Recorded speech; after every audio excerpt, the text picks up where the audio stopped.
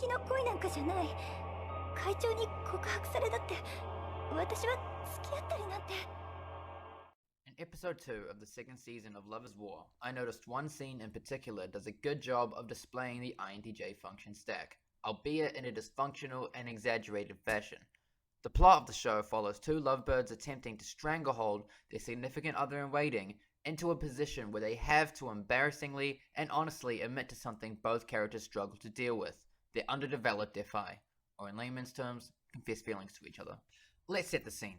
Sheltered and naive Kaguya, our resident INTJ, is attempting to give a surprise gift, a huge cake, to her crush Shirogane, when she is encountered with a roadblock of seemingly massive proportions. Her gift resembles a wedding cake, and she is thus thrown into an internal conflict using all four of the main INTJ functions. She is now in a mental courtroom, her NI perceiver listening to both of her judging functions, TE and FI. A staple of Kaguya's character is her meticulous plans she creates in her free time, indicative of her dominant function. Her NI vision set through the entire series is to get Shirogane to confess, and she never budges or shows any dissuasion on her goals as she has learned to effectively use her TE in conjunction with her NI to make sure they come into fruition.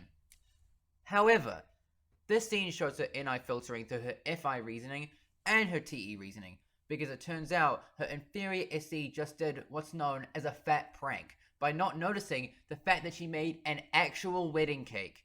Way to go, Kaguya, you baka-looking motherfucker.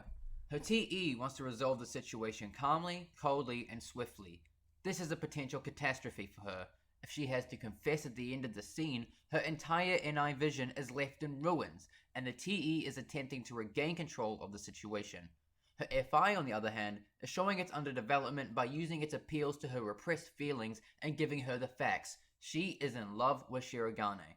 The TE strikes back, reminding her of her societal place, arguing that there are many potential future suitors, and that throwing it away because of FI goo isn't a smart idea. But her FI continues. It doesn't give a shit. It's telling her, look buddy, your mind's telling you no, but your body's telling you yes. It isn't wrong to feel for someone, admit it, you want to smooch on his face, baby. TE and FI are bickering, both having plans and ideas for what is the correct path, and NI Kaguya is just watching these two functions in horror, as she is probably spaced the fuck out right now and not aware of the SE around her. Speaking of SE, we finally see its arrival in the function stack. It takes the place of the judge, a literal child, small, clumsy, and uninformed. This is a very nice analogy, because if the judge has to decide on one action, that is the initiation of SE involved in an NI plan. The judge references an earlier SE-driven joke another character made, admitting to having no understanding of its context. Her monologue ends with the NI asking, who has to decide this? With all the other functions turning to her and saying, you. We are you after all, so it's for you to decide.